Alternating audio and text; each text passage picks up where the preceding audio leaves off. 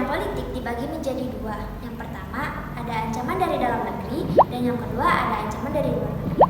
Ancaman dari luar negeri dilakukan oleh suatu negara dengan melakukan tekanan politik seperti provokasi, intimidasi, atau blokade politik yang merupakan bentuk ancaman non-militer berdimensi politik yang sering digunakan oleh pihak-pihak lain dengan menekankan ke negara lain. Sedangkan ancaman politik dari dalam negeri dapat berupa penggunaan kekuatan, yaitu pengerahan massa untuk menumbangkan kekuasaan pemerintahan atau penggalangan kekuatan politik untuk menumbangkan pemerintahan yang berkuasa. Contohnya kudeta, separatisme, korupsi, kolusi, dan nepotisme.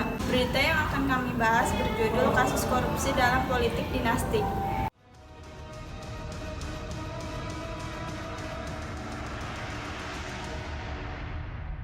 Bupati Muslim Banyuasin, Dodi Reza Alex Nurdin yang ditangkap oleh KPK karena dugaan korupsi, yang merupakan anak Alex Nurdin, mantan Gubernur Sumatera Selatan, yang kini mendekam di tahanan usai ditetapkan sebagai tersangka 2 kasus dugaan korupsi.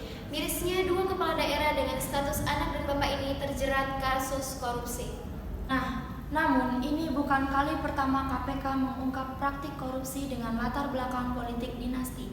Berikut beberapa kasus korupsi yang melibatkan politik kekerabatan yang baru-baru ini terjadi.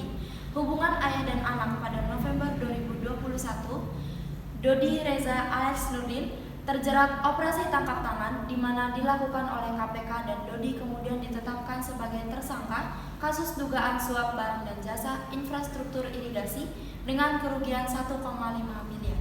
Sementara Alex Nurdin ini dulunya merupakan gubernur periode 2008 sampai 2018 dan juga menjadi tersangka atas kasus korupsi gas bumi dan dana hibah Masjid Sriwijaya Palembang dengan kerugian 480 miliar untuk gas bumi dan 130 miliar untuk dana hibah Masjid Sriwijaya Palembang.